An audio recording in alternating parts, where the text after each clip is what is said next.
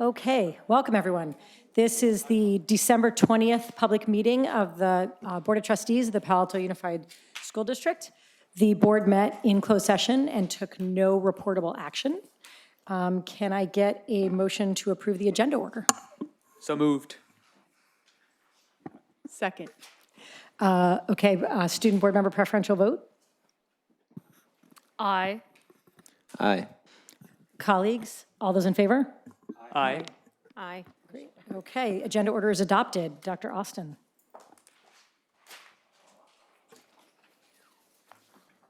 Looks to me like we are off to the oath of office.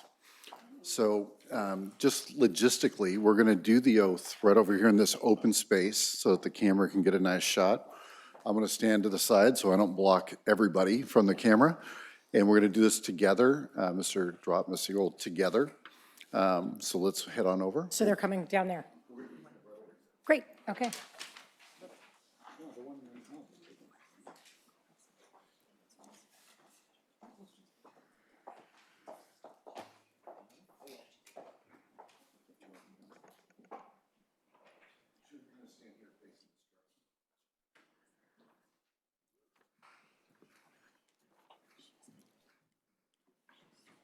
All right. There we go. Okay, now we have the great camera shot. We can get started. Everyone looks great. All right. So we're going to do this together, and you're going to repeat after me. I state your name. I, Shauna Thurman. I, Shauna Siegel. Do solemnly swear or affirm Do solemnly swear or affirm. Do solemnly swear or affirm. and we can try to do this together, even in unison. It's like a duet kind of thing. It's gonna be great. All right. That I will support and defend That I will support and defend the Constitution of the United States the Constitution of the United States and the Constitution of the State of California and the Constitution of the State of California against all enemies, foreign and domestic.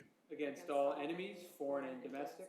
That I will bear true faith That I will bear true faith and allegiance and allegiance to the Constitution of the United States to the Constitution of the United States and the Constitution of the State of California.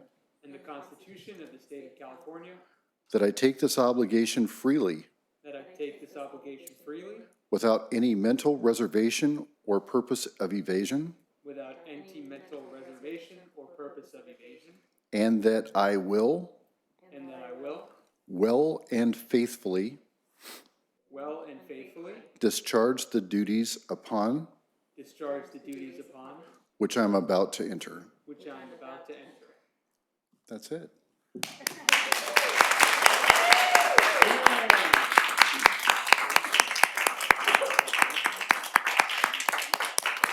All right, if anyone wants pictures, this is the time. Feel free. You want a picture? Yeah, we can do a picture. Come on, see pictures. Want to take pictures? Lots of people. Come on, let's get both of you. There we go. All right. The new team. All right.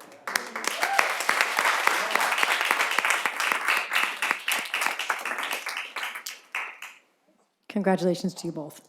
It's really a pretty remarkable oath, and it's, when you really listen to the words, it's pretty cool. So thank you both for serving. Okay, I'm sorry, I have to lead one more part of this. So now we're moving on to the nominations and election of officers. We're going to tonight select a president and a vice president. We can do these one at a time or a slate, and I'm conducting this piece of the meeting. Do I have to give you this? No, there we go. So at this point, we are taking nominations. Do we have a motion? Yeah, I'd like to move that we appoint trustee, why I'm stumbling. I don't know, I got caught up in something. It is. Trustee DeBrienza for president and trustee Latimerik for vice president. Okay, we have a motion. Do we have a second? I second that. We have a motion and a second. Any discussion? I would just like to discuss that yet again, Mr. Collins is efficient and has decided to do both together. Unprecedented. Unprecedented, I like that. We're going to have some of that tonight. Okay, all in, oh, I'm sorry, preferential vote? Aye. Aye. And for the rest of us? Aye. Vote Aye. A, Aye. nays, we're good. Motion carries. We have a new president, Dr. DiBrienza, and vice president, Ms. Ladimeric. So congratulations to both.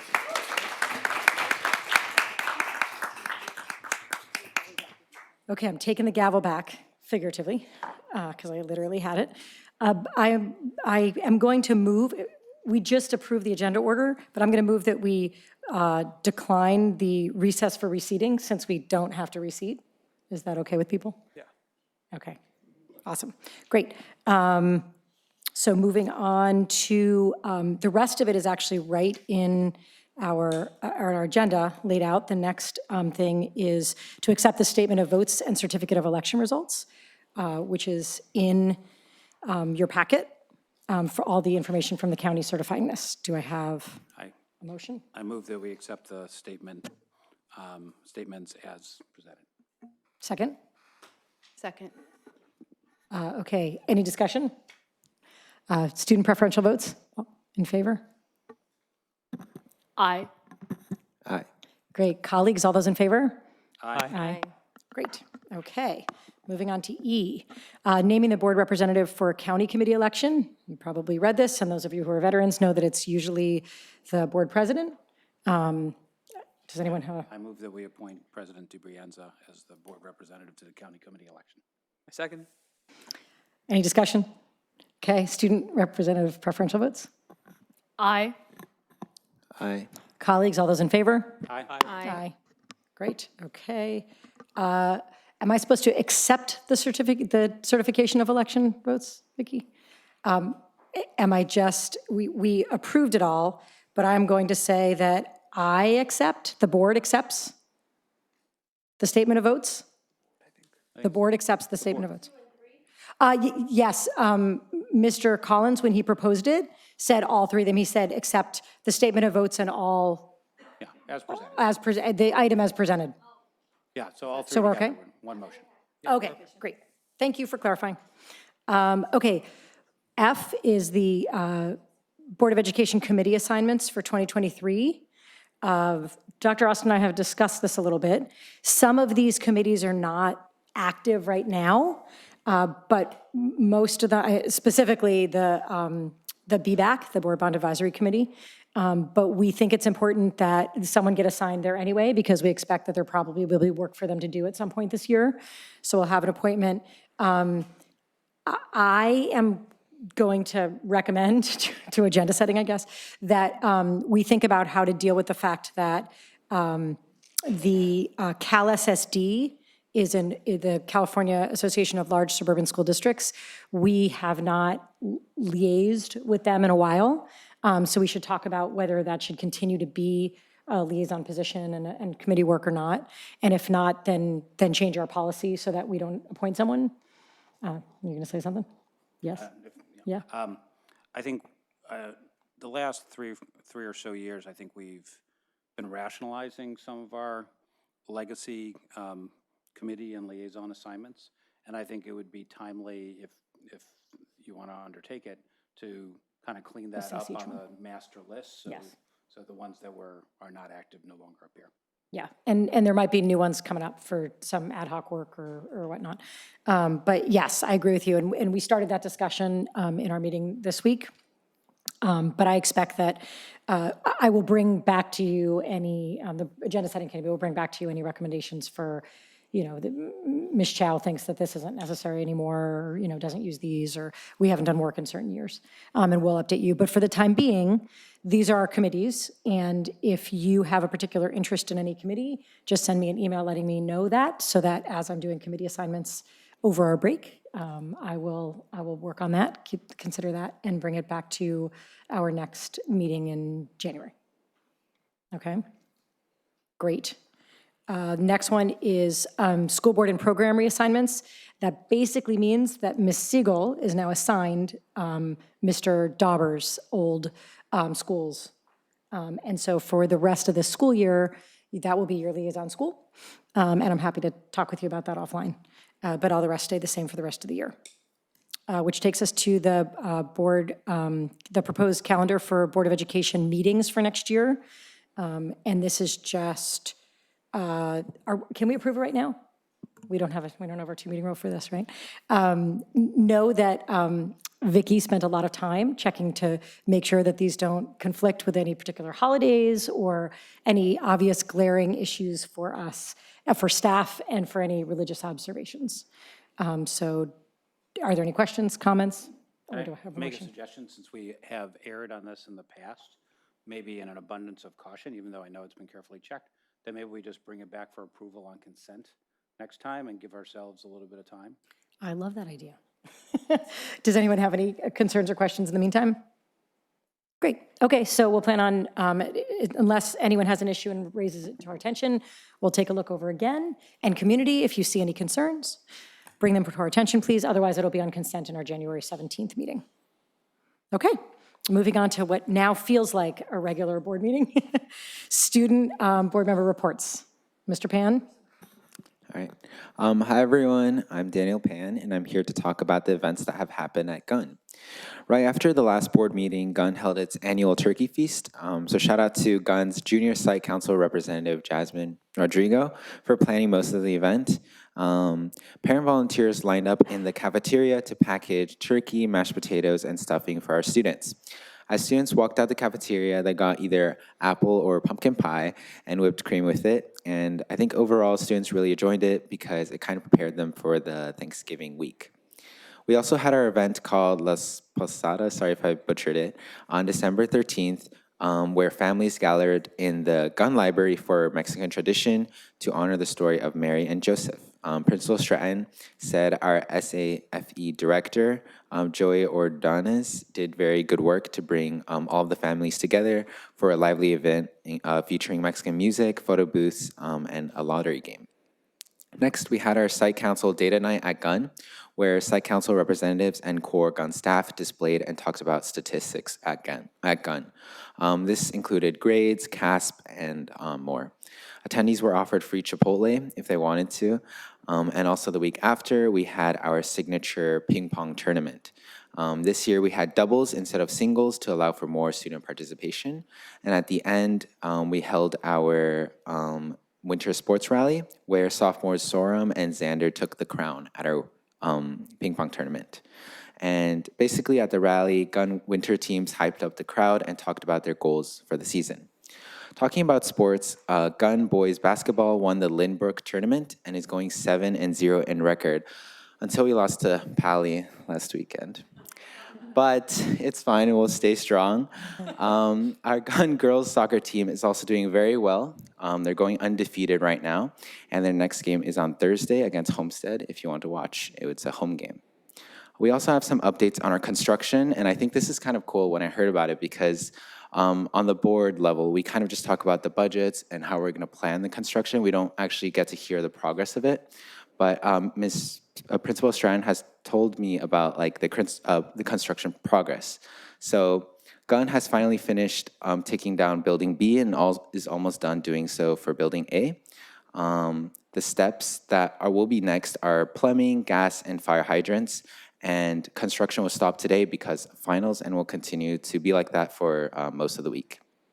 Lastly, it is finals week. So to help with the stress, Gunn held an de-stressing week with an animal petting zoo yesterday and is also providing snacks for students to pick up during breaks. And I just want to say that first, I saw this on Johanna's Instagram post, but I believe that we are humans before students.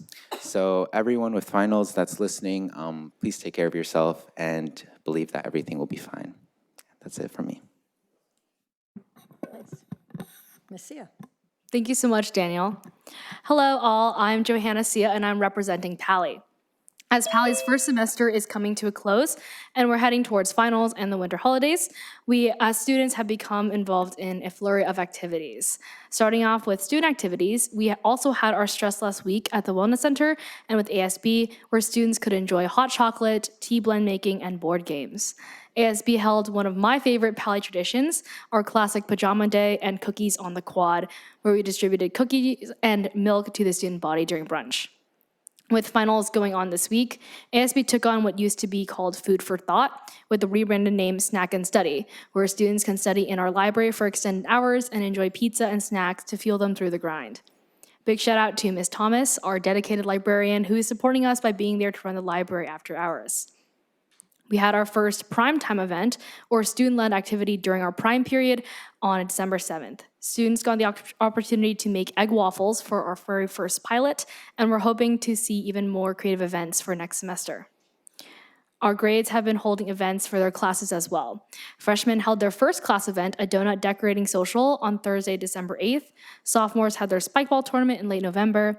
Juniors held their cookie decorating event a couple weeks ago. And seniors had a karaoke event in front of the senior deck, complete with holiday snacks. Seniors also had an amazing presentation on December 9th from current co-presidents of RISE, Bella, and Siri, who talked about consent and interpersonal violence. We got to hear from a panel of past RISE presidents as well, who shared their experiences with college relationships, partying culture, and consent. With clubs, ASB got to complete visits to all 135 clubs and met with the Cultural Club Committee on December 14th. Scioli went to their competition at Seven Lakes High School in early December and will be going to their Mira Loma Invitational in Sacramento on January 7th. For Pally Speech and Debate, students attended this foodle tournament at the start of Thanksgiving break and CFL Speech and Congress in early December. The team closed out their first semester with a holiday party on the 13th to complete with catering from Zareen's and a delightfully chaotic game of White Elephant. Pally Journalism has been bringing in amazing articles and designs, with Viking and CMAG releasing their winter issue this week and Campanile being distributed last week. There's also been a lot of activity in our vibrant visual and performing arts community. Theater released their cast list for the musical Mamma Mia and had their first read-through, will have their first read-through next week. The team of 97 people will be working hard next semester to put on a great show. 900 be way too much. Our Choir Magicals Fest took place in early December, and we had our Winter Fiery Arts glass sale last Friday, along with a bake sale for our RISE fundraiser. For athletics, our football team won CCS Division 5, good job, and basketball had their home game against Gunn in the Big Gym last Friday with a green out theme. For upcoming events, Pally Theater is hosting their annual Play in a Day this Friday. I would definitely go check it out, it's really fun. And Gun Hacks is hosting a hackathon for both Pally and Gun students in January. Pally ASB is working on second semester projects like Prom Location Reveal Rally in January and Love Week for Valentine's Day in February. Overall, as we're closing out the semester for this year, I want to shout out all of our Pally students for their hard work and accomplishments this semester. With our President's Volunteer Award ceremony on the 9th, recognizing student service, and postcards featuring our amazing original art from the Altruism Pally Club being sent out to all Pally students to congratulate them for the end of the semester, Pally is definitely finding ways to celebrate our students for their contributions, creativity, and efforts. Pally students have had a very unique experience for this semester. It's been a journey adjusting back to in-person school, along with the experiences of the pandemic and new changes like construction and study hall, but making, as well as having to make amends as needed. But throughout the year, we've brought encouragement and support, produced great creative pieces from magazines to glass sculptures to Spear Week floats, and we just continue to bring our best every day. Especially as a senior, the end of the first semester is a bit bittersweet as we both enjoy our accomplishments and look forward, while also feeling time pass a bit faster than we can anticipate. But I'm looking forward to seeing you all back next semester. Thank you. Can I just clarify, did you say that there is a rally ahead of the reveal for where the prom is going to be? We have a rally to reveal where our prom location is. That's right. All right, thanks. Okay, Dr. Austin. Those are great reports. Those are fun. Johanna, every week is Love Week here in PAUSD. That's good stuff. Hey, a couple things. You may notice a couple empty seats up here with the staff for today. The empty seats are Miss Chow and Miss Brown, and I just wanted to point out that they are both helping to chaperone the Gunn High School Orchestra, which is in Chicago. Yes, it is good to be Palo Alto. Gunn Orchestra, quite an accomplishment to be selected to go and perform at this conference, and it's a big deal. So we're happy that they're there supporting students and getting to see that part of things also. Next, just for my final thank you for this year, for this semester, our PE teachers came to mind. I'm talking all PE teachers, but specifically right now, the elementary PE teachers who are so vital in the area of our social emotional learning. They teach so much more than the sport that's in front of them.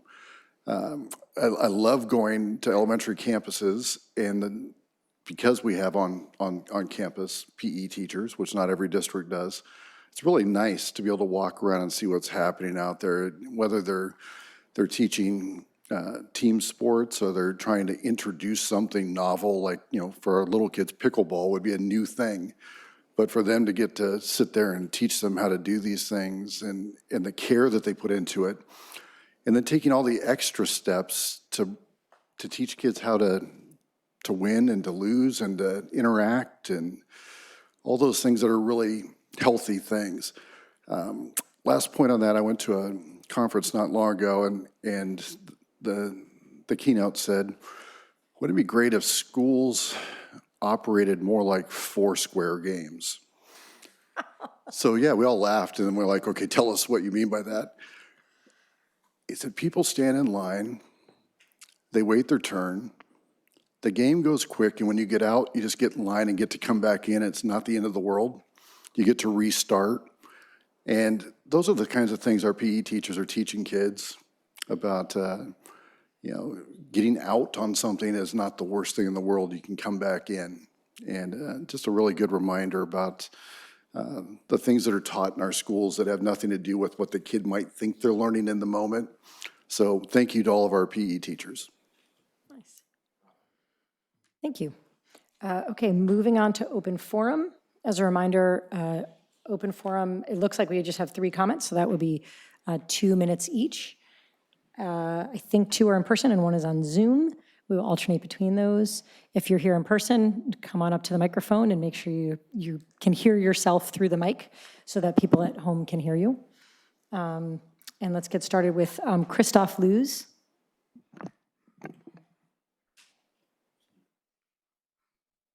Congrats to the new team and good luck with the finals. And you probably know my face already. So first mail I wrote in May. Since then I've been to 4 meetings here. I've wrote several mails. Every day we drive back and forth our kids for over 24 miles to Nixon, to Fletcher, back and so on. And since this first mail in May, we drove just a single family up over 3,000 miles, burned 150 gallons, spent 220 hours just shuttling kids back and forth. This one family, the petition in May, you saw like this was signatures from over 50 families in Stanford West, a neighboring district. So today I'm not here actually to ask for a school bus, because today I'm just here to complain, because I realized whoever is responsible for a school bus either doesn't care or is completely incompetent to find a school bus driver within such a long time. I'm sorry about that. If I'm online and I'm looking for school bus driver jobs, I find offers from Redwood City, Richmond, San Carlos, Mountain View, over Craigslist, over ZipRecruiter, over everything. All the school bus districts are really looking for school bus drivers. I saw already many of them on Craigslist got removed. Very likely they found drivers because they were actually looking for school bus drivers. Which school bus district is very absent on this list? Probably you can guess which one I mean. Somebody who's looking for a school bus, I don't think they go as a first, or who's looking for a job in general in the $20 to $30 range. I don't think the first thing that they're doing is going to the PAUSD site, clicking their way through until they find a job offers to look for a school bus driver job. So really, like today, unfortunately, like not here to ask, just here to complain that this was like really abysmal performance so far to look for somebody, to train somebody. This should have been possible within 7 months. But I'm sorry to be so negative on your first meeting as a new team. So happy holidays to everybody, and hopefully good luck for the next year. Thank you very much. Thank you. Our next comment is going to be a Zoom comment, and that is Star Teach Out. Good evening. First, I want to thank Sarah Patton-Roy and Amanda Bart for being really quick on giving me some data on the DF and I and NM information. They've always been great, quick to respond. And I also want to thank Lana Conaway, who made the point during that November 15th, the board meeting, that we should all remember that we are talking about 8% of our students who are getting grades below a C. Not to dismiss those students, because we do need to focus on them and understand why they're struggling. But there were a couple comments made that night, which I feel were premature. And so I have not gotten through all the data, and but I do want to highlight a few things that I have found. Let's see, about 24% of our Hispanic students are chronically absent. And this does feed into achievement. If we remove those students from the total Hispanic students, A, B's, and C's comprise 88% of their grades, up from 83% if you include them. And then if we separate the D, F, and N data, you get also some very interesting consequences. And I want to focus just for a moment. I don't see my timer, but You have 36 seconds. Oh, God. Okay. On the NM versus the F, please investigate why that's used. Sometimes the N is used, or rather the F is used to really give students a kick in the pants. And so it's not used as a semester grade, but it is used as a quarter grade. Thank you. Thank you. The last open forum comment we have is Stephen Davis in person.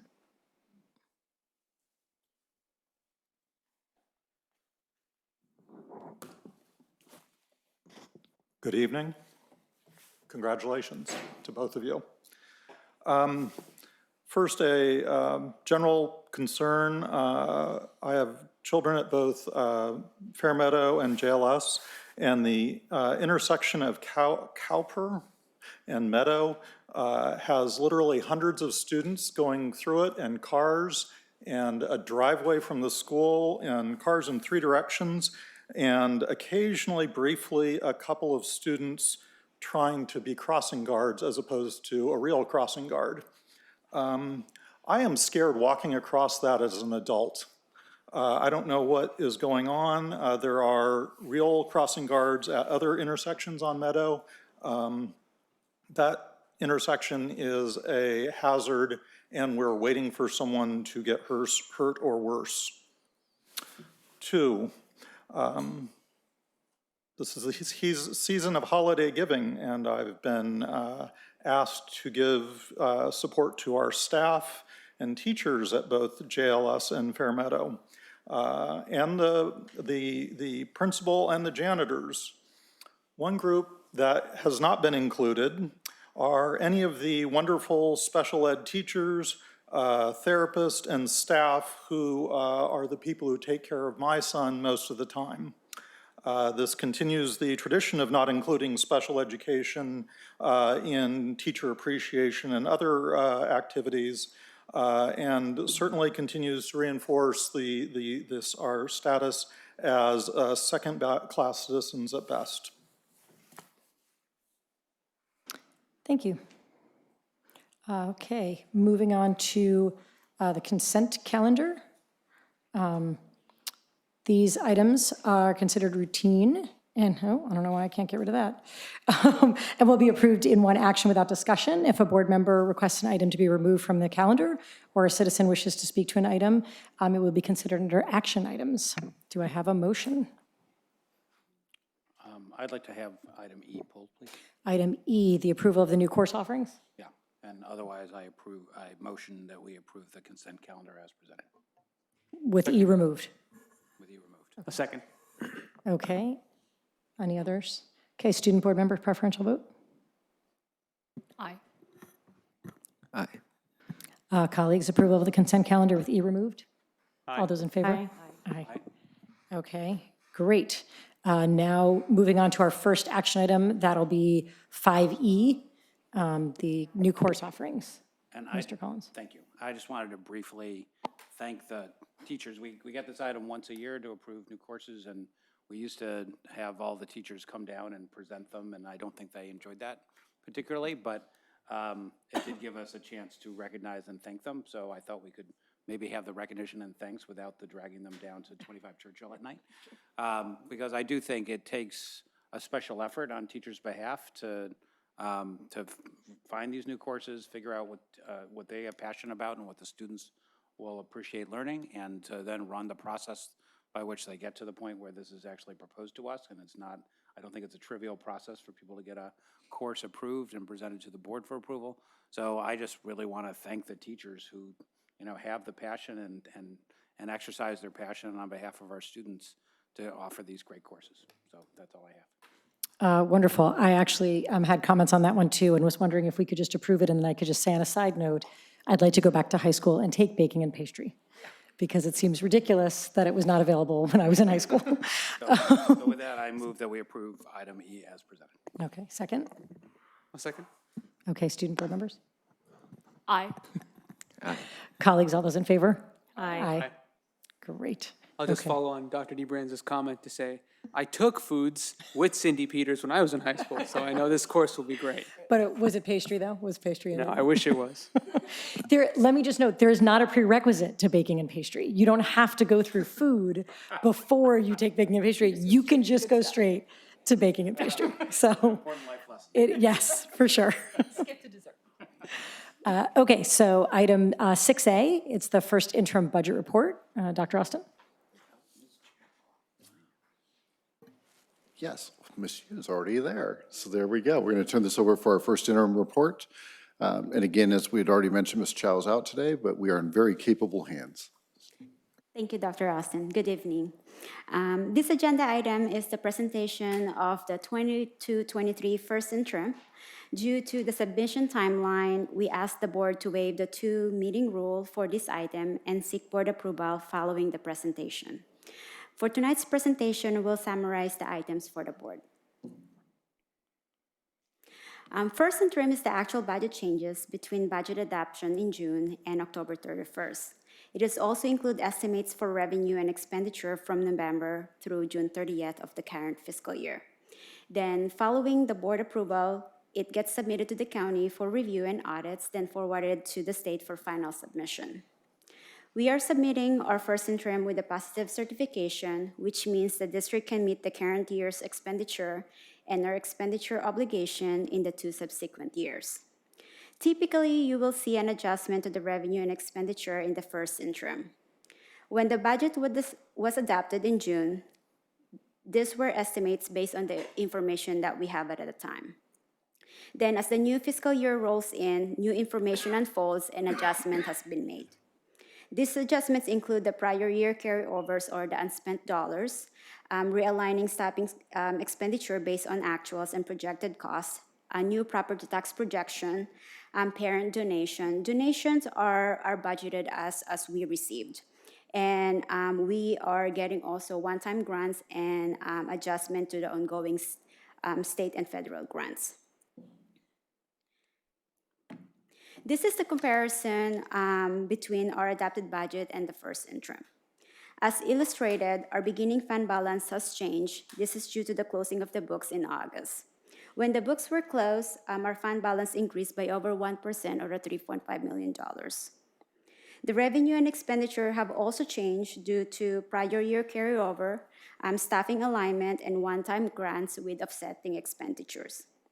The following slide would have more details on these changes. Therefore, in the first interim, we are projected an increase in our fund balance by $5.5 million or 7.5%. On the revenue side, we have a total of $25.2 million or 8.6% changes in our revenue compared to our adopted budget. Under the LCFF resources, our property tax increased from 2.25% estimates to 5.14%. And a slight reduction on our minimum state aid and education protection Act, or EPA. Under the federal revenue, the changes that you'll see in the federal revenue category are the carryovers from the prior years.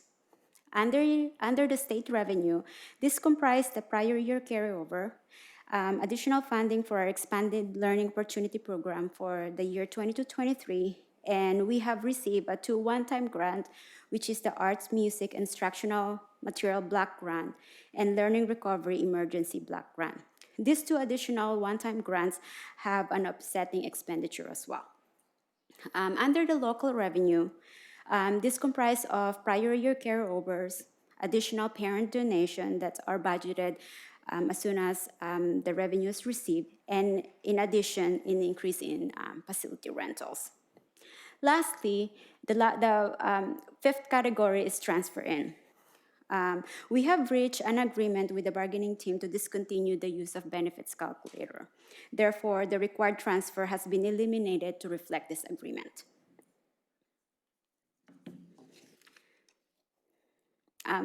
In here is the changes in our expenditure. The general fund expenditure at first interims are projected to increase by $23.2 million or 8%. These changes include a total staffing increase combined between classified and certificated by 13.14 FTE. This also includes carryovers and the offsetting expenditure from the 2 one-time grants that I have mentioned earlier. And these are budgeted under these 5 categories based on the preliminary plan. And also, the district and the bargaining unit have reached a tentative agreement of the 7% increase starting July 1st of this year. Due to the timing of the preparation of this report, these additional costs are not reflected in the projected expenditure. However, we have earmarked a dollar amount to reflect the district last offer in our ending fund balance, which you will see in the next slide. What we have here is the ending fund balance of the general fund. We are projecting to be at $79.8 million in the first interim. The ending fund balance consists of 5 categories. The first one is non-spendable. The second one is the restricted funds. Restricted funds is comprised of locally restricted and legally restricted funds. Committed, these are funds committed for future expenditures. And the assigned are funds earmarked for planned expenditure. Like, for example, the salary increase that we projected that is going to be spent for this year. Lastly is the reserve for economic uncertainties. This is a requirement in the submission of the first interim that we have a reserve that equals 3% of our current expenditure. This number will change as our expenditures change. In this illustration is our multi-year projection. As you can see, starting the year 23-24, we are projecting or estimated that we're running into deficit spending. But we will closely monitor our budget as we start heading to our second interim to ensure that this projection are still up to date. For upcoming budget related, we have presented this first interim presentation with our Fiscal Advisory Committee last December 14, and today we request the board to approve our first interim, and then the next one will be in January. We'll be presenting the audited financial for 21-22, and as we go through that in February, we'll start working on and presenting the second interim to the Fiscal Advisory Committee, and then in March, we'll coming back here to present to you the second interim, and then in spring, we start working on, doing a budget development and LCAP stakeholder input for spring 2023. And with that, that's conclude my presentation for the evening. Thank you. Thank you very much. Board, oh wait, do we have any public comment on this? I don't believe we do. Okay. Board colleagues, do you have questions or comments? I guess I have a quick question. So I see the assigned for the last salary increase offer. And so I see it on the, I guess my question is, in the 5-year multi-year projection, is it in there as ongoing? It's in the fund balance, so it's designated at the bottom. That is correct, yes. Right, but it's not in the so when we're looking at the 5-year projection, it's not in there.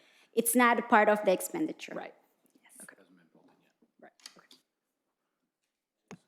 Could I, Yeah. just to slightly further clarify, I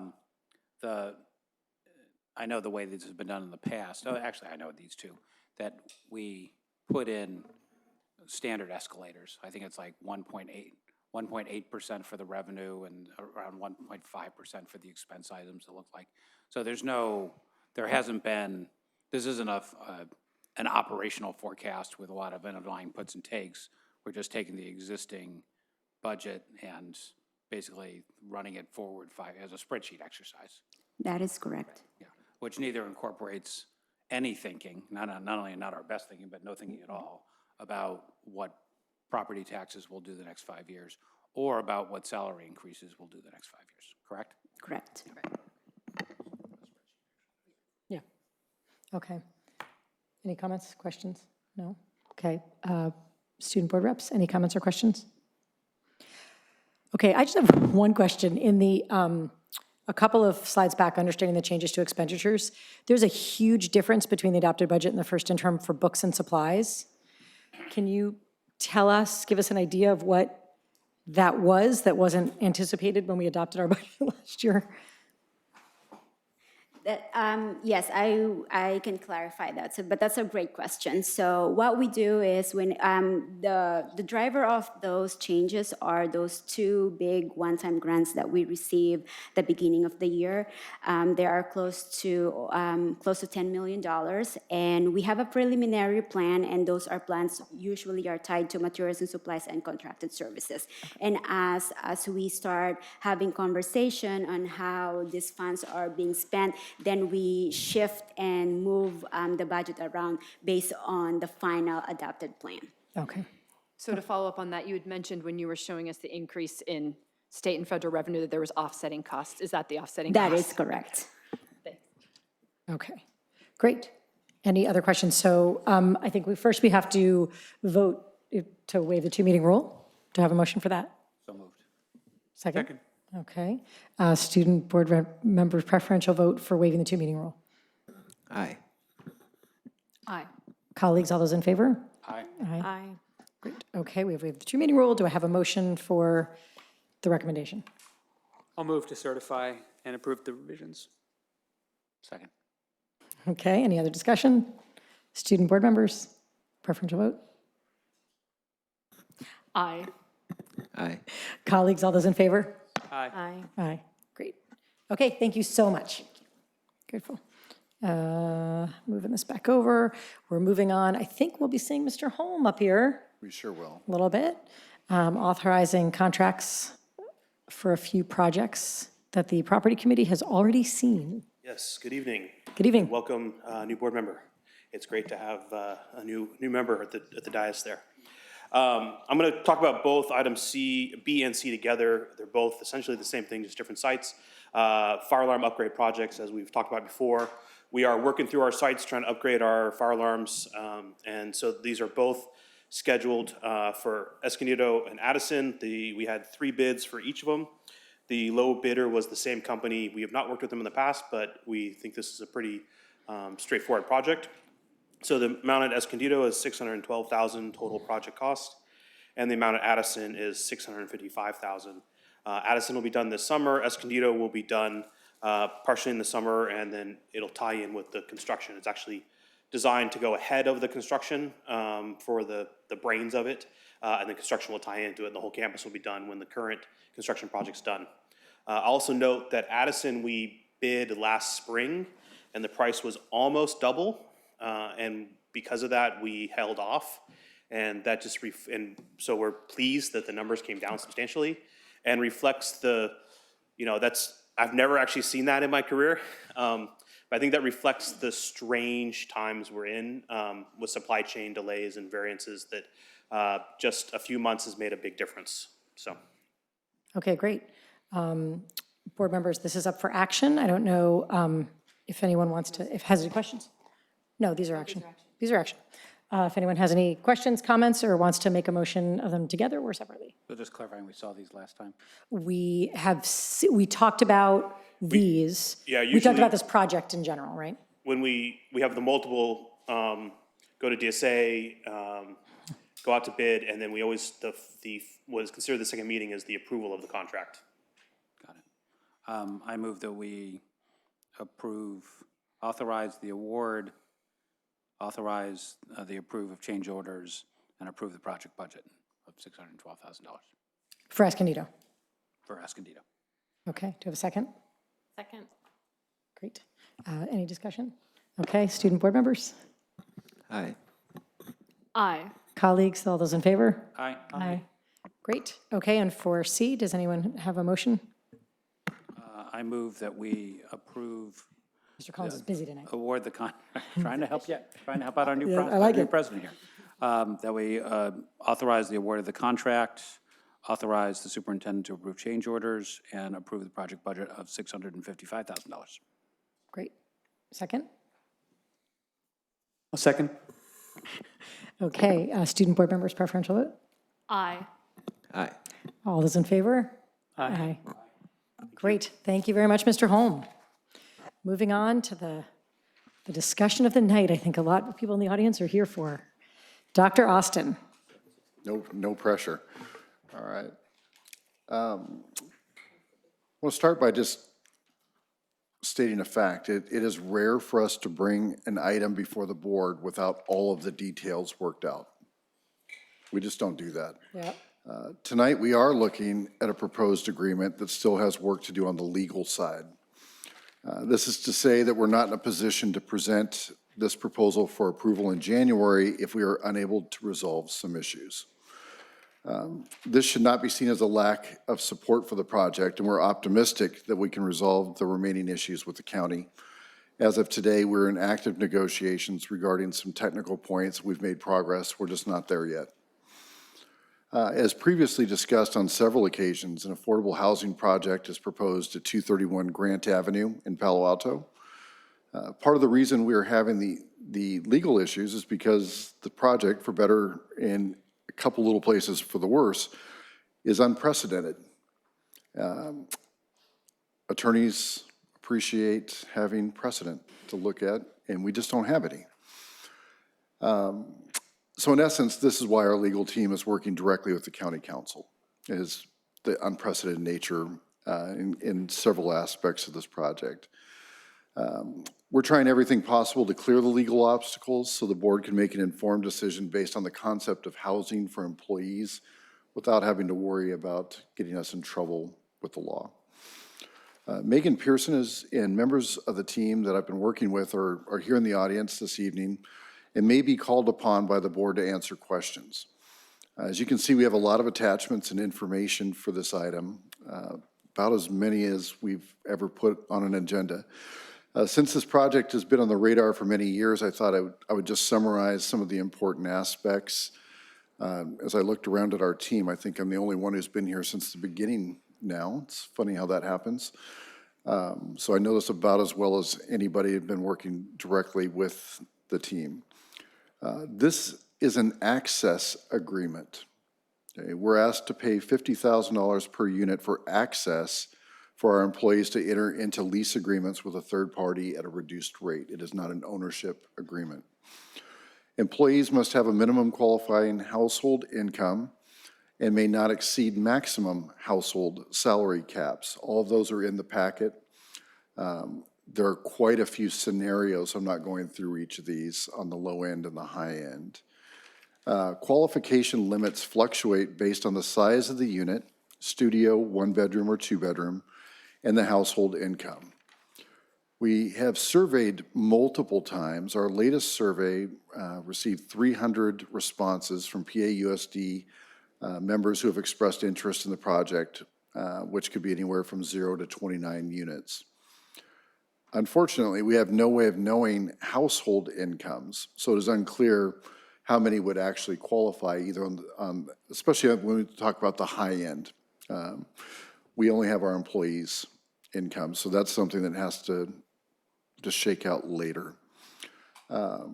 Full-time employees would need to have the ability to occupy units within a prescribed number of days, meaning when a unit becomes available. Currently, as it sits in the contract, there's a 60-day period for us to fill that unit. And a reality is that some people will have existing leases that they will not be able to get out of, so the timing isn't going to work out even if they are interested. So there are some potential barriers along the way. Once occupied, the tenant would work directly with Mercy Housing, and PAUSD would have no control or ability to assist with issues, meaning that in a lot of projects, if a school district builds the housing, if the employee, the tenant, has issues, they know to come to the school district. The school district is responsible for helping them. That would not be the case in this project. So that's the 50,000-foot view on the project. Once we hear public comment, I'm happy to answer the questions to the best of my ability, reminding the board that we have people in the audience who may also respond on our behalf. Wonderful, thank you. And we will call you up to the microphone if we have questions for you directly. We have several public comments. It looks like they are all on Zoom, so I'll just go down the list. First one is Terry Baldwin. Hi, thank you. Terry Baldwin, President of the Palo Alto Educators Association.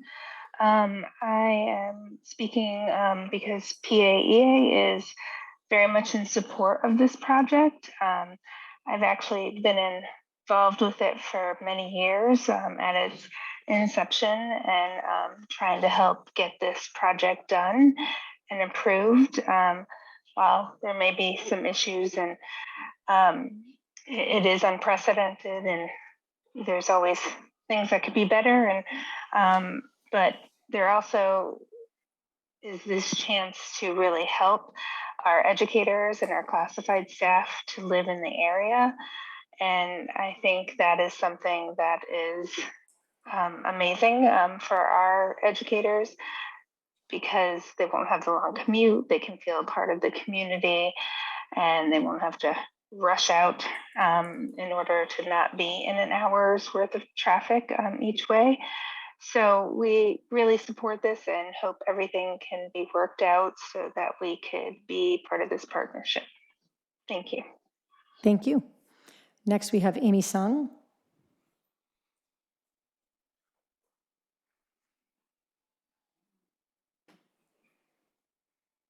Is Amy, do we see Amy on Zoom? Yeah. Yeah. I just unmute myself. Great. Okay. Go ahead. Well, thank you so much for the board of PAUSD. My name is Amy Song. I am speaking tonight because I'm really, really passionate about the housing and especially the teachers' housing. I wanted to briefly tell you about who I am. I am a board member of Palo Alto Forward, a really housing advocacy group. I am also a parent of a child who is a proud product of PAUSD of special ed program. I am also a resident of Palo Alto. More importantly, my day job is a realtor, and we all know how expensive it is. I took a quick look before the meeting today. The current median price for a home in Palo Alto is $3.3 million. I wanted to share a personal story with you. I hope I have enough time. My son, Paul, as I say, a proud product of PAUSD special ed program. After he graduated, he was briefly employed to be a classroom aide for special ed kids. We were living in College Terrace, and one day a kid just yelled in excitement and said, "Mr. Paul, what are you doing here?" And he said, "Oh, I live here." The student looked at him in disbelief. "Mr. Paul, are you sure you really lived here?" That is the thing. Paul was able to walk to Escondido, the school that he was working for, and developed all this special bond with the students. And it is just an invaluable experience for the teacher and the students and the community. Thank you, Ms. Sun. Your time is up. Yeah. Sorry. Thank you. You can always send us an email with more of your comments. Next up, we have Meb Steiner. Good evening.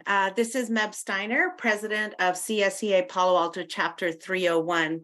I'm also speaking tonight in strong support of our district to move forward with this project and iron out the last remaining details to make it happen.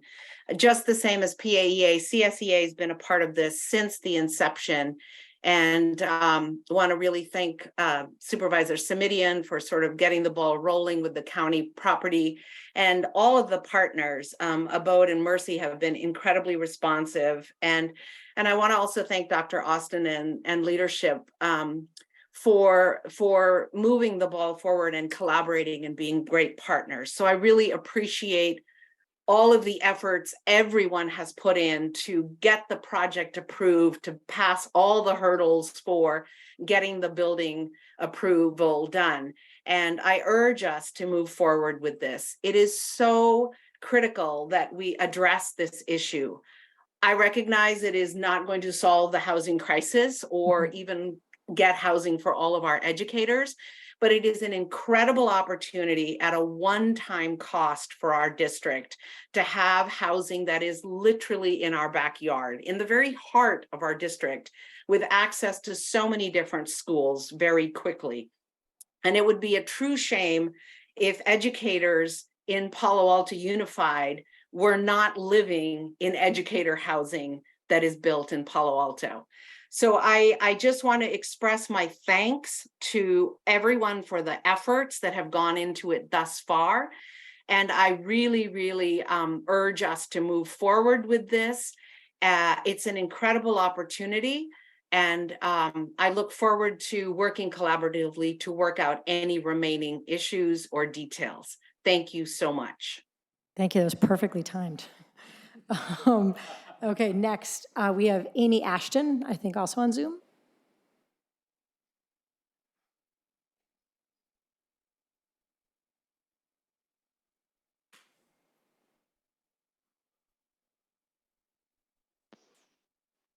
Hello, can you hear me? Yes, we can. Go ahead. As a board member of Palo Alto Forward, along with previous speaker Amy Sung, I am also here to support funding for 231 grant. I don't need to preach to any of you regarding the urgent and critical need for housing for educators in Palo Alto and really the entire Bay Area.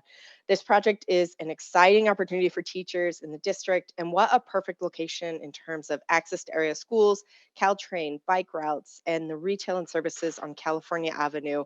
It will be a treat to live here. So please support this project and move forward with the funding for it. Thank you. Thank you. Last comment I have here is Simon Pennington. Did you put your name in for a comment?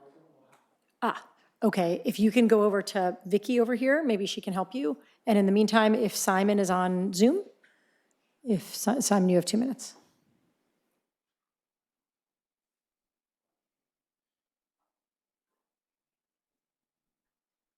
Simon, are you there?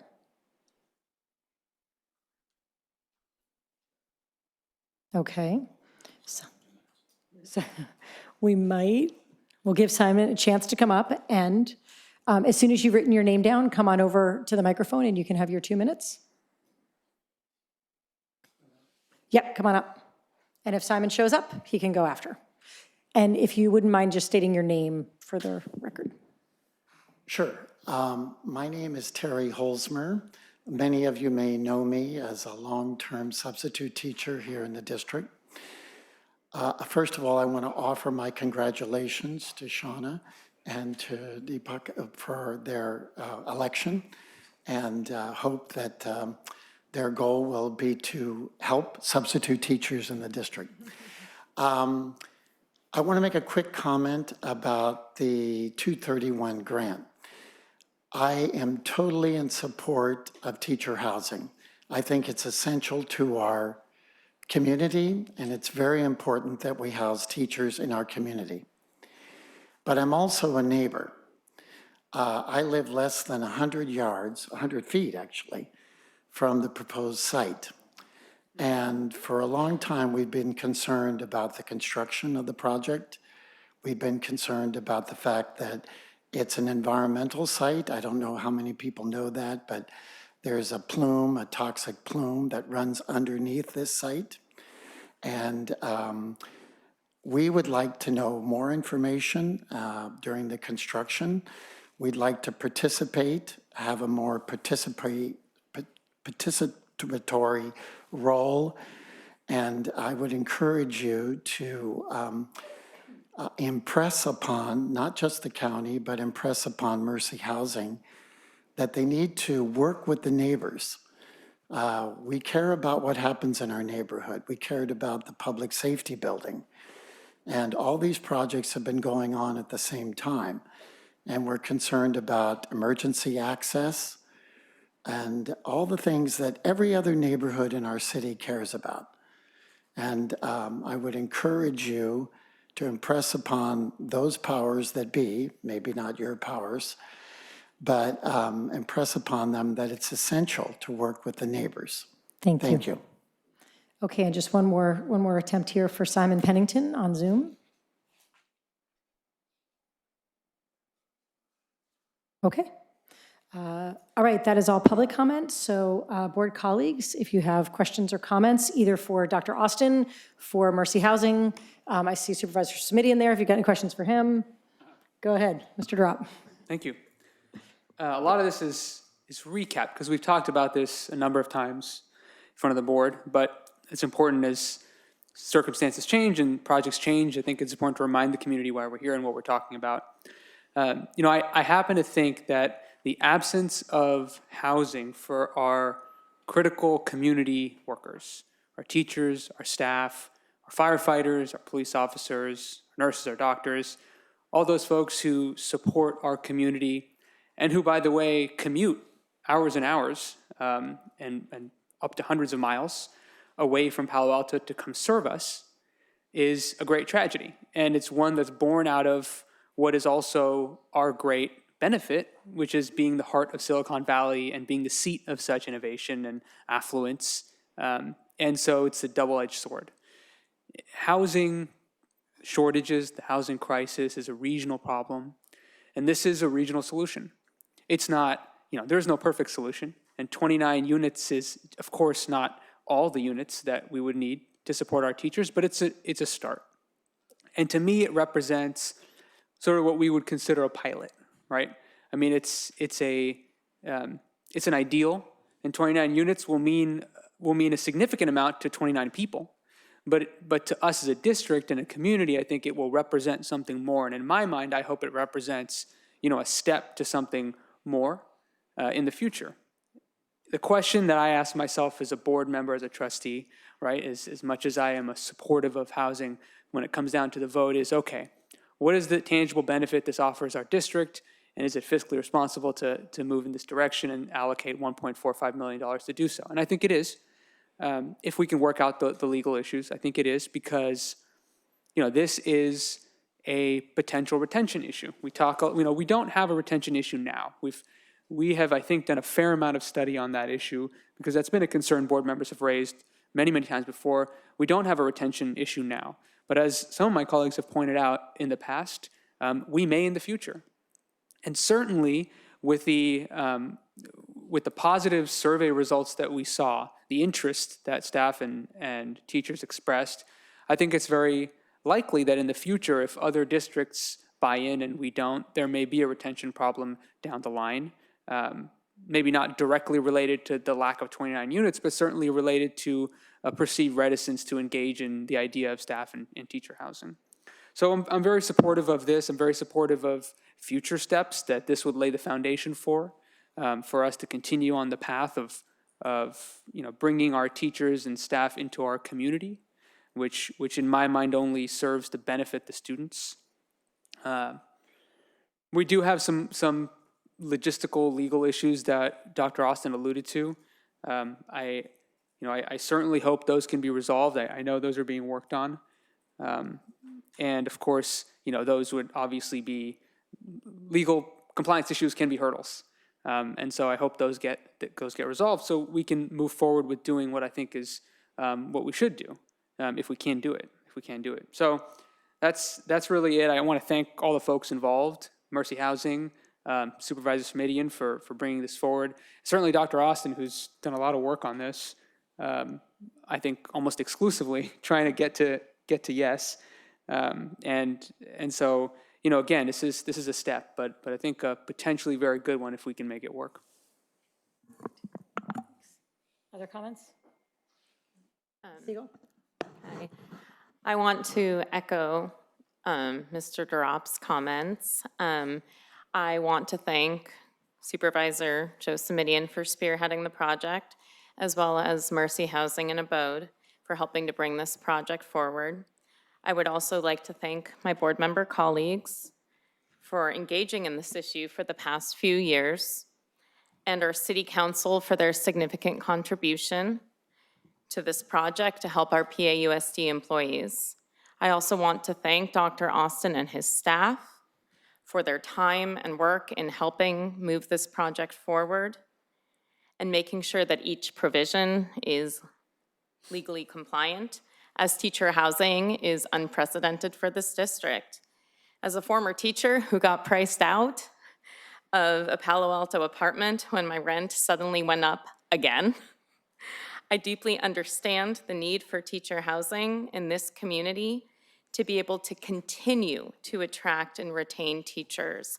I am very proud to be part of this district where we do not currently have a retention issue, but I want to make sure that that continues. And as we've seen in surveys, teacher morale right now is low, and I want to do what we can to help and support our teachers and staff. And I want to thank the lawyers for hopefully working out the legal issues so that we can move forward and bring this project to fruition. Thank you. No one ever thanks the lawyers. Says the lawyer. Ms. Latimer. Yeah, I can just reiterate everything my colleagues have said. I've expressed my my deep support for this project in concept at previous board meetings, and nothing has changed for me in that regard.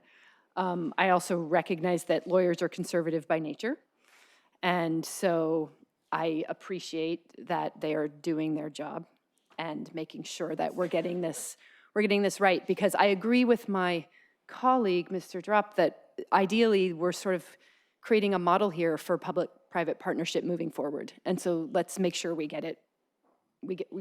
We cross all the T's and dot all the I's. So this is something that hopefully can be duplicated. And I will also say, there's a lot of school districts involved, but I think the fact that this project is in our city maybe warrants, and I think I understand why there may be an incentive for us to look extra closely at it. Any problems that arise are going to be in our backyard. So by all accounts, Mercy Housing has done an incredible job. We're so grateful to you and Supervisor Smidian for spearheading this. We all up here, I think at least a majority of us want to be partners. And so I'm looking forward to, let's let the lawyers do their lawyering. I've never been thanked, have you? So thank you. Yes, all of you. Mr. Collins. Thank you. Yeah, this project is different. It's different from any teacher housing project I think that's ever been done in the state. It's the only project that I could find that was sponsored by a county, not by a school district. It's the only project I can find that's a multiple school district, multi-tenant type situation as opposed to a single school district or community college district. It is the only district, I mean, as the board members know, because potentially this district, this will be funded out of general fund instead of out-of-bound funds. That, in my experience, would make it unprecedented among all teacher housing projects.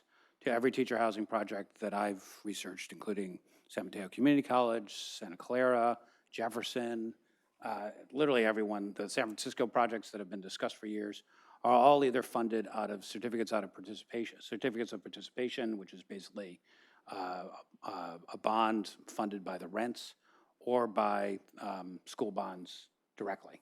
No, there's not been a single project that I can find in the state that's been funded out of general funds. And that kind of makes sense, because the reason most people have done teacher housing is because they can't afford to pay teachers enough to recruit and retain the teachers they want. There's a great presentation on the Jefferson School District site that describes, that has, why are we doing this? Why aren't we just raising teacher salaries?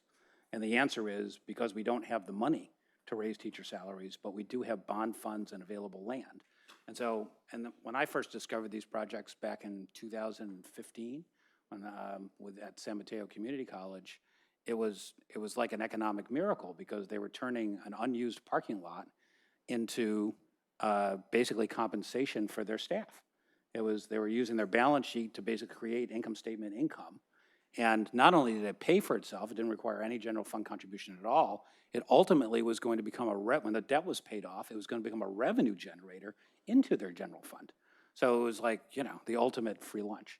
This is not that, in that we are being asked to fund this out of, and we and the other districts are, as we currently understand it, being asked to fund this out of our general fund, which is exactly the money we use to pay teachers, paraprofessionals, aides, and everybody who works at PAUSD. So it's different in that there's no free lunch here. We're basically using money that we use to pay teachers directly and target in various ways to pay for this project instead.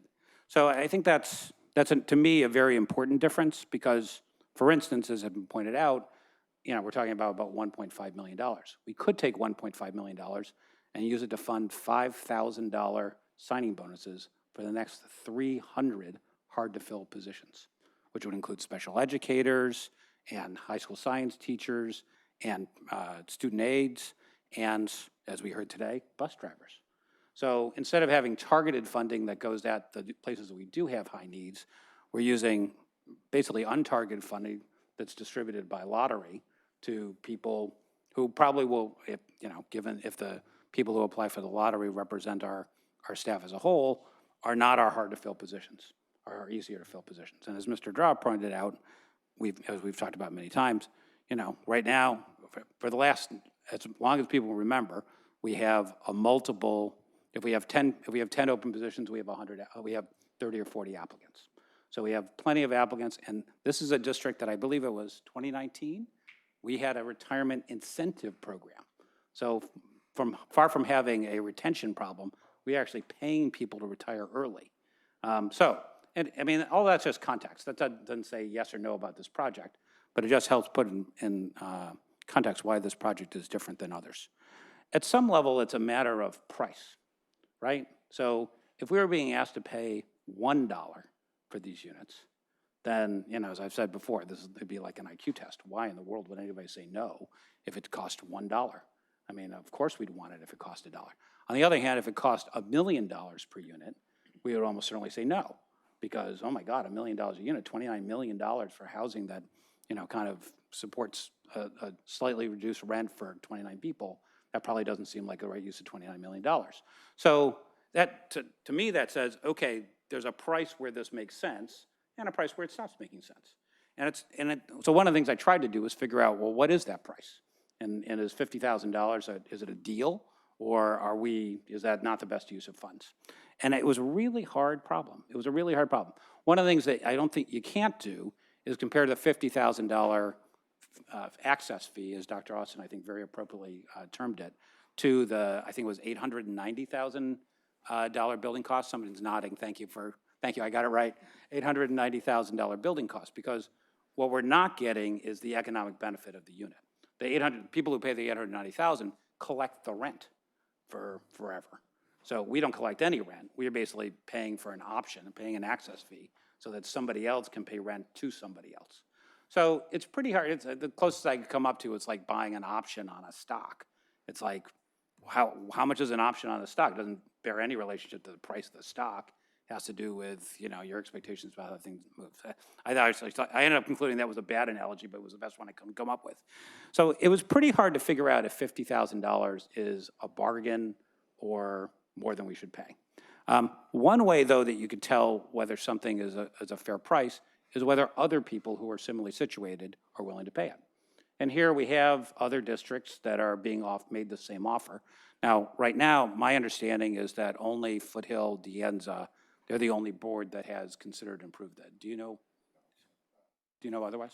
I believe Wissman and Los Altos have also approved. Los Altos pushed it to their January They meeting. did, okay. That was not the plans, okay. So they're pushed off, and Mountain View, Wissman, you Los think that- Altos will not look at this until January. Okay, so, but you think Wisman did approve it?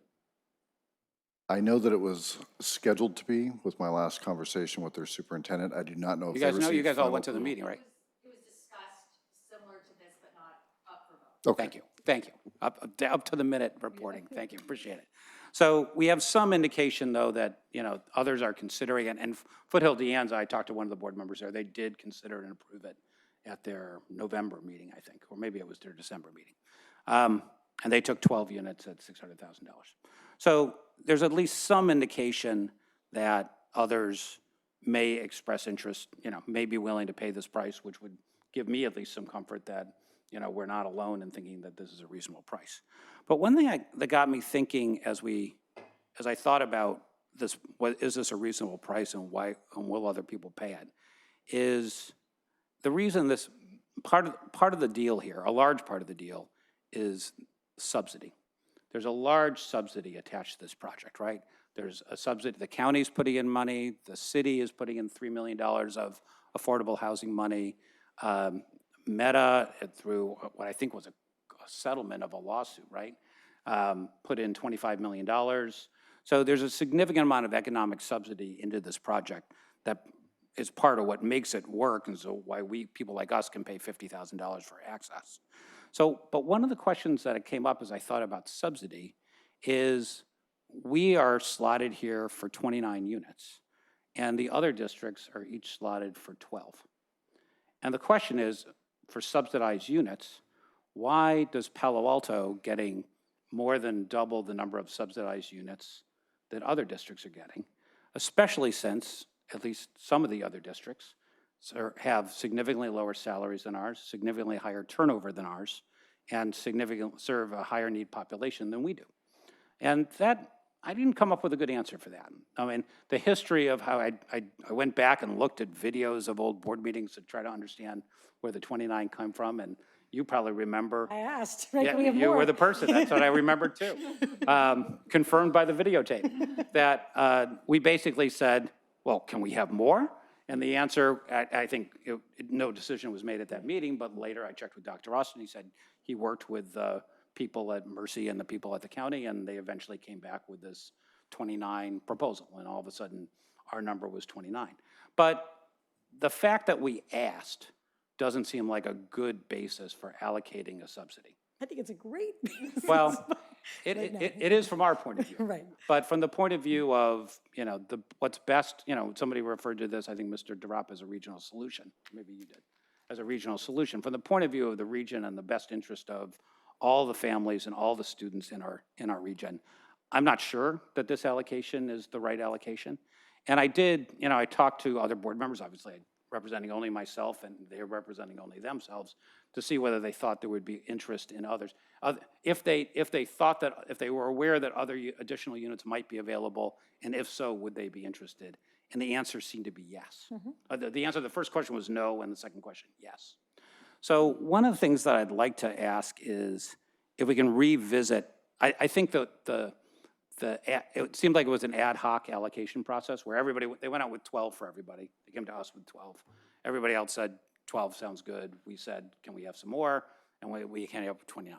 I think now that the project is much more baked, it would be appropriate to go back and say to everybody, let's have I guess in my business we call this a subscription and allocation process, where people say, how much do they actually want? And then the county or whoever sits in the driver's seat here says, okay, based on some rational basis, we're going to allocate these units related to what people's need is and what their ask is, as opposed to the way that it's been allocated to date.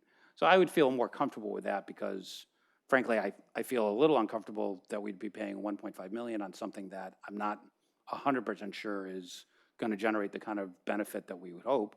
And I'm also uncomfortable that the subsidy is being allocated primarily to a district that doesn't have as many more resources and less need than Mountain View, Wisman, or Ravenswood, districts that I think are demonstrably higher need and certainly higher turnover and lower compensation than we are. So that's something I'd like to ask, and interested in my colleagues' views of whether that's something that they would support. So I guess just to summarize, first, I don't think there's a compelling, like many problems, Mr. Dauber always used to say, like most of the problems we see, this isn't a good versus bad issue. This is two competing goods. Of course, housing is great. We need housing. Right. Kudos to Supervisor Simidian and the people of the county for saying, hey, here's a parking lot. We can turn this into housing. That's a great public housing project, and hats off to you, Supervisor Simidian. I think but for us, recruiting and retention is not one of our burning issues, basically because we're a high compensation district.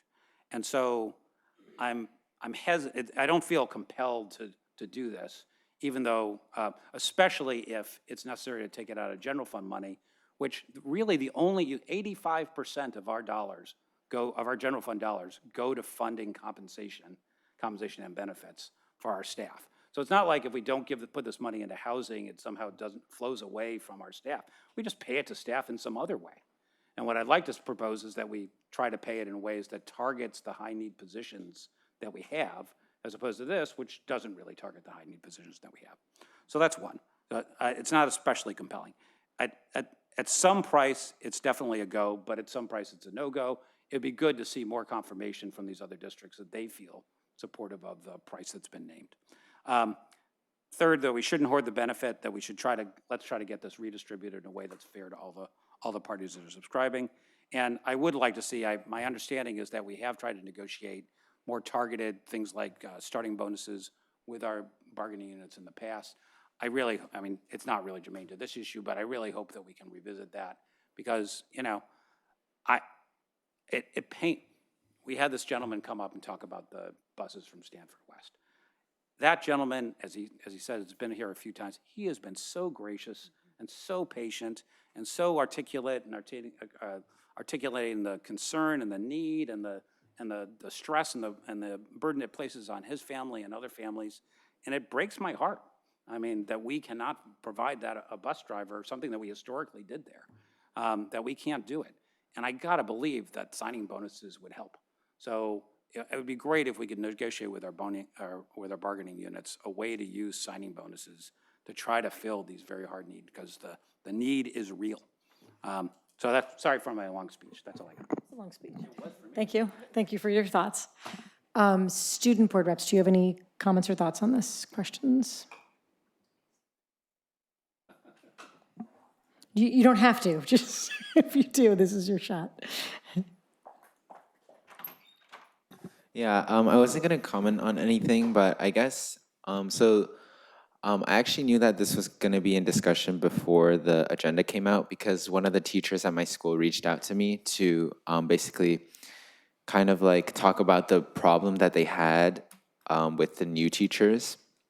So I think I already talked to Dr. Austin about this during our meeting, but the teacher was talking about how new teachers especially at Gunn, don't have enough, their salaries don't pay enough for their rent at the 231 Grant Avenue apartment for them to save up for down payment for an eventual house. That's a problem I've heard about that I was going to talk about, but I think I've discussed this with Dr. Austin already. The rent cannot be changed, I think. Yeah, so, but yeah, I guess that's just like a problem that new teachers especially have that I just wanted to comment on. That's it. Thank you for bringing it up. Yeah, that's it. Okay, thanks. I have a few thoughts. I think that's a good example of it's not perfect, right? And no matter what you pick, there's going to be someone that gets left out of it or whatnot. What means a lot to me is that our bargaining units have expressed support of it and that they're interested in it. a lot of what my colleagues have said. Thank you, Supervisor Smidian, I remember when you first sort of brought this idea up, and I thought, this is crazy. Like, who has ever done this? It seemed like a great idea. There's this parking lot in our own town, but it had never been done, right? It's unprecedented. And I am grateful for your vision and that we're still here, that we've made a lot of progress. One question I have, I feel like you had some community meetings at the beginning of the pandemic. I remember being on Zoom and having community comments and whatnot. And can you, I mean, I don't know if you want to stand up here or just sort of answer quickly. Are you continuing to engage the community as you move forward? No. Thank you. So everyone can hear you.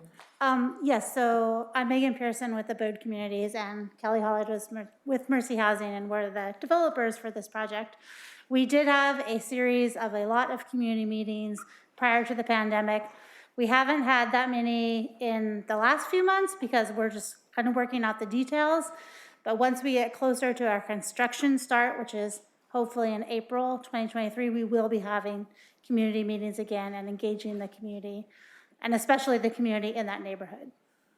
Great. And you know, while I have you up here, if I can just ask, one of the issues that came up, you might have seen in the documentation, was if we have trouble filling a spot in that time period, then another district will be offered the spot. And can you speak to what the process is then for how we'd get it back, or how that would work? Yeah, so I'll say the lawyers are still working out the exact language. But after speaking to them just today, I'm confident like we are gonna get to a solution on all of the issues that are still pending. The way we have proposed it is, if there was no one in your district after a period of time that wanted to rent the unit, it would go basically into a lottery of all the other units. And then whichever district had the unit, when they had a vacant unit, it would come back to you. So it's kind of a revolving process. So you don't, just because you didn't have somebody, you wouldn't lose it forever.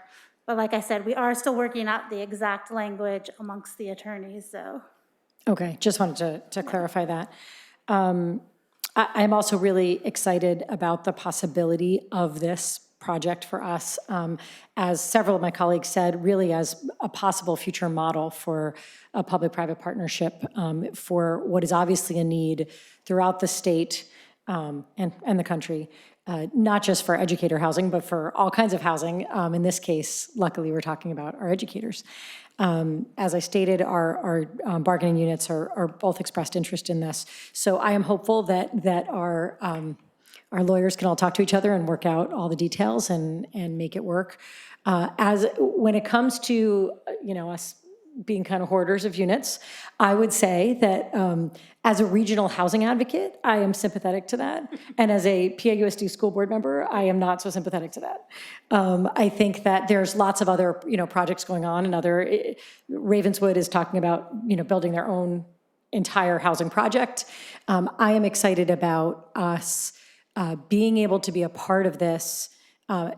This project isn't going to solve anybody's complete housing need, right? But I think it might be really a good chance for each district to look at what is that need? How many people expressed interest? How many people actually went into the lottery? Are people happy with the situation once they're in it? When something opens up, is there a big need for it? I think it's really a nice, as you called it, Mr. Darup, a pilot for us to see, looking in the future, what might it look like? And looking at this model and saying, okay, in the future, is this exactly the kind of thing we want to duplicate, or do we see some changes we want to make and improvements over time? So it seems like a really great opportunity for a pilot. Given that we had close to 300 staff members express interest, it doesn't mean that they all qualify, that they all would be able to get out of their leases. But 29 units does not seem like a lot to me. It seems like that is a great starting number. So I am excited to see, let the lawyers work their magic, and hopefully they can take care of all the things we need taken care of, and we'll be able to move ahead with this. Ask a follow-up question, just Sure. some of the details. Do new hires to the district, do they go to the bottom of the wait list? Is there a new lottery every year? I'm just trying to understand some of the details. for newer hires? Yeah, I think some of those very fine details we are still working out, but I think the intention is that the interest list would be refreshed every year. So if it was you or a new hire, you would have a chance to, you wouldn't necessarily be at the bottom. And my other question is, our allotment includes 8 studio units, 16 one-bedroom, 5 two-bedroom units, but it doesn't seem to match what our respondents said on this survey. Only 7% of the 282 respondents expressed an interest in a studio, which is 20 people. And so I was wondering, are those allotments final? Because I would love to be able to match what it looks like the 300 or about 300 people desired, more closely matched. Yeah, so our development team had also done a survey earlier. And in that survey, we had asked what their household size was. And basically, we based our unit mix and the allocation we gave to each district on that survey, where we had asked the household size.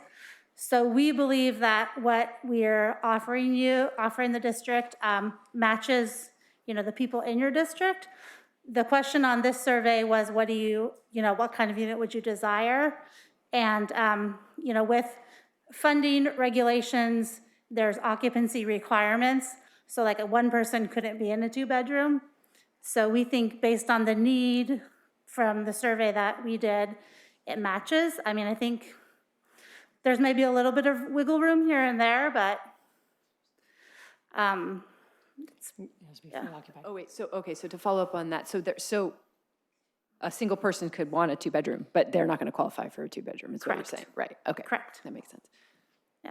Okay.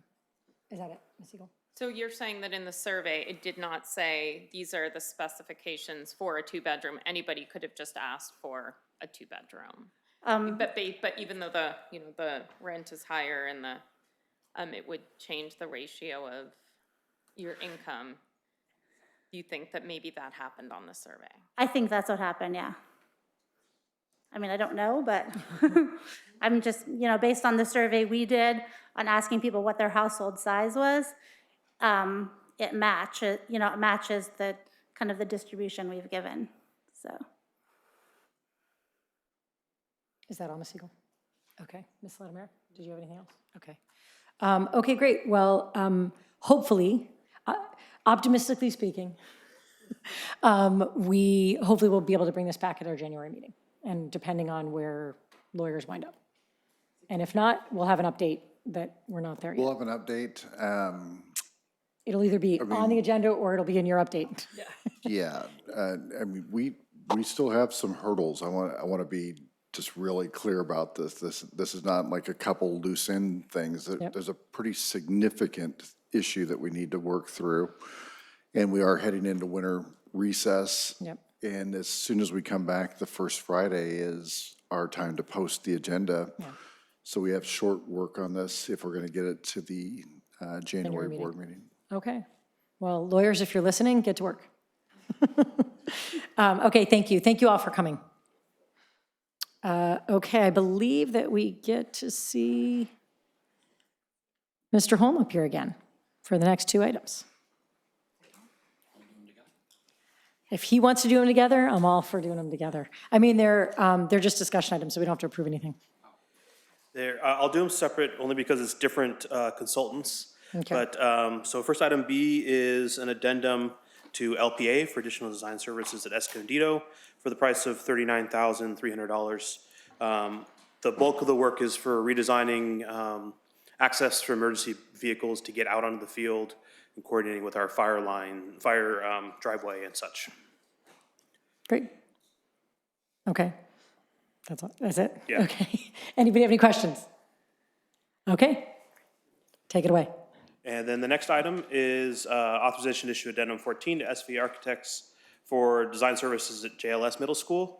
The fire service out there is really low. The city provided fire line or fire pressure is low. And we had 2 options. One was to install an extra fire hydrant on campus, which is pretty costly, or the JLS project is a remodel and new construction. The new construction was originally planned to be sprinklered The existing portion of the building was not, but the fire department said if you sprinkle the existing portion of the building, you don't have to install a new hydrant. So this is the best solution forward, and this is $19,500 for the additional design services. Great. Anybody have any questions, comments? Okay. Thank you. Thank you, sir. We are down to information items. As a reminder, there's no presentation for information items. They are just here for our information and public information. So if anyone has any questions or comments or wants to speak to any of them, speak now. I think, does that mean the second one or no? Or I have my, okay. Mr. Collins. Just on item A, this is the labor negotiations and tentative agreements where we're all delighted that we've reached a tentative agreement with CSEA and PAEA. Dr. Austin, could you just briefly summarize what the process is and the timing of how these are going to be finalized and approved? Yeah, so CSEA and PAEA both need to have ratification votes. They'll get back to us. They need a majority of their members to approve the agreement. I should clarify, a majority of those who vote. So it could be a small number, it doesn't matter. They'll get back to us and let us know that that's done. We have to do an official 1200 form, which will go to the county. The county will make sure that we can afford what we're offering. That's a good protection in the state of California. We will have no issue with that, but it is a piece. PAMA, which is our management association, does not need an additional ratification vote. They have an MOU that states that they receive the same as PAEA, so they're taken care of, and contracted management has no association at all and is unrepresented. And I can tell you they're more than happy. So across the board, I think we're in pretty good shape, and the January 17th meeting, the item will appear different than it does tonight. They will each be broken out by unit. And in the case of contracted management, those are not only broken out individually, but with all financial terms read out in public. Great. So there'll be full sunshining of all the terms, not both for the bargaining units and for the management employees. Yes, for everybody. It will, just as a reminder, rough math in my head, it'll be 8 or 9 items by the time we get through all of it. I have to take a budget a late supper, yeah. Yes, yes. Okay, thank you very much. Just while we're on that, wanted to echo it. Thank you to staff for the work, and thank you to our bargaining units for really engaging in this work in such a productive way early in the year, and that we're here now. It's exciting, and I'm grateful to all of you. Any other info items anyone wants to raise? Okay, I just wanted to quickly talk about the Title IX update, and no conclusion or judgment in any way. Just there was a lot I noticed in it. One, there are a lot of Title IX and UCP complaints. There's a lot going on in our schools. That could be bad that there's a lot happening. It could be good that students are reporting it and understand the process now that it's going through. I mean, so I don't know which one it is. It would be great if we had none of them because they weren't happening.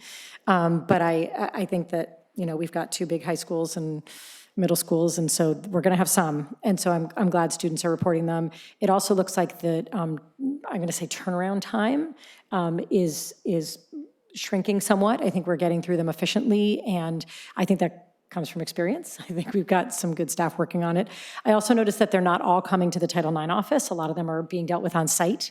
And that is wonderful to know that we now have sort of a deep bench of people that are understanding these processes and dealing with them. So I want to thank that no one goes into teaching so they can deal with a Title IX or a UCP issue. So I am really grateful to those staff that are dealing with these issues and being compassionate and listening and being responsive. And that we're really, it feels like it's feeling different. So I think our next step is just to try to keep on that education so that fewer of them happen. But we're always going to have some. So I'm glad to see how they're being dealt with now. That's all. I have no other discussion items. Okay, board operations. Anyone have anything? I have a committee report, I guess, quick. We're doing that now, right? Nice. We like to try to write them up too, but I guess it'll get into. I'm going to write it up. It was very quick. We had what will be likely my final meeting on the Board Equity Oversight Committee. And we reviewed sort of the progress since our last meeting. And one of the things we did was look at some sample equity scorecards, which is sort of the next step is finalizing what that report card looks like that's going to come to the board. So we had a good discussion, we provided a little feedback, and whoever takes over on the committee, that will be what's coming to you soon. Awesome, thank you. Any other board operations? Mr. Drop. I got to go to present at Ms. Ferenzi's government class at Gunn, which I do every so often. It's part of the social justice pathways at Gunn. And it was great. It's always a fantastic experience. I always really enjoy it. The students say they enjoy it. Hopefully they're not just being nice. And the teacher says that it's great to have me there, and hopefully she's not just being nice. But it's a valuable experience and a valuable lesson to see how engaged our students are in local politics, which, you know, when I was a student, there weren't that many students engaged in local politics. And I think it speaks wonders to the efforts we've taken as a district to encourage civic engagement and participation in education, and our students and their generation and their proclivity to being more engaged than I think my peers were when I was coming up in high school. So kudos to you, student board reps, and certainly all the students I was with. Ms. Siegel? Yeah, I just wanted to add, since being elected to the board, I had the pleasure of attending a 4-day California Board Association conference where I attended new board orientation and learned a lot, and attended sessions that included topics such as equity, mental health and wellness, special education, TK expansion, family and community engagement, dual enrollment, and English language learners, and I'm very, very grateful I had the opportunity. I also attended a literacy presentation at Walter Hayes by Jessica Tolerbo, one of our 3rd grade teachers and reading specialists, and I wanted to thank her for sharing her expertise and helping to support PAUSD's Promise of Early Literacy. I also wanted to add that I was invited to tour the Pali Robotics Lab and was and still am in awe of their student-led and student-centered team, collaboration, work ethic, their grant writing, mentorship, and tying into PAUSD's Promise of Service to Others. Their club has served over 100 underrepresented students in just the past 3 to 4 years, from PAUSD and Ravenswood school districts through their free Lego Robotics Summer program. And they've also served the local community through their work with Ability Path, and I was extremely impressed. I also had the pleasure of attending Project Safety Net's Strategic Planning Community Conversation, and want to thank the hard work of everyone on the board and program for their work in helping student mental health and wellness. I also wanted to give a big shout out to all of our PTAs and PTAC. I attended Palo Verde's winter party last weekend, and I'm very grateful for our PTA's dedication to building community, especially after COVID, seeing all of these students dance with the DJ and be surrounded by laughter and joy. It meant so much to each and every parent. I also thoroughly enjoyed and want to celebrate Gunn's theater production of Translation. The acting, the dancing, the violin playing were truly phenomenal. And I also want to acknowledge and celebrate our bus drivers. Many have long commutes, and yet what I see when my children and other children run onto the bus, each and every child is greeted with a smile. They are one of the caring adults in our children's lives, and they carry very precious cargo, so I want to thank them. And to the gentleman who spoke earlier today and throughout the past few months, I hear you and I see you, and I will explore ways to attract more bus drivers to fill the clear need in our community. Thank you. Thanks. Okay, first, I'm realizing that we're coming to the end of our meeting, and I neglected to acknowledge that George Pinkney is, I think it might be your first board meeting. Certainly it's your first board meeting sitting here. We have our public information officer, or who I like to call our comms guy. And so welcome, it's very nice to have you. And wanted to just acknowledge a few folks. This is a very hard time of year, because I always, try to do my build up. And there's so much going on in the district right now that we could be doing this forever. But just this week, our Pally Publications found out that they received 8 very prestigious Crown nominations by the Columbia Scholastic Press Association. So I want to thank their advisors, Brian Wilson, Paul Kendall, and Rod Satherwhite, for all of your work with those publications. Very exciting. To get 8 of them in one school is really tremendous. And also to congratulate from all of our visual and performing arts workers that work in that department, because there are so many performances that happen this month. There are orchestra, there's choir, there's so many that parents are invited to come for a holiday show or whatnot. And I noted as my 6th grader was singing that all of our middle schoolers at some point get to perform, either in some sort of music or arts experience. And then if you want to continue, we've got lots of experiences to continue. And most of our students have been on stage a lot, and that's such a privilege that not every district gets to do. And thank you to all those teachers who help our kids all year long be prepared to get up there and perform. Especially congratulations to Tiffany O. Ponticelli, who was awarded the CMEA Orchestra Educator Award, and Amy Jan, who was awarded the Outstanding Orchestra Music Educator Award, which are really exciting just acknowledgments of what our staff do every day. And finally, Maria Morlock is the custodian in this building who every night when we are all packing up to leave, she is here cleaning up after us. And when I first started on the board and these meetings ended after midnight, Maria was here cleaning up as we were all headed out, really bleary-eyed. And tonight is her last board meeting before she retires. It is a retirement well-earned, and we are going to miss her. And thank you to all of our custodians who do hard work in all of our buildings to keep them looking beautiful and ready for everyone to get to work and learn and help our students. That was a long update. I think that is all. Yes, very important stuff. This meeting is adjourned. Happy holidays.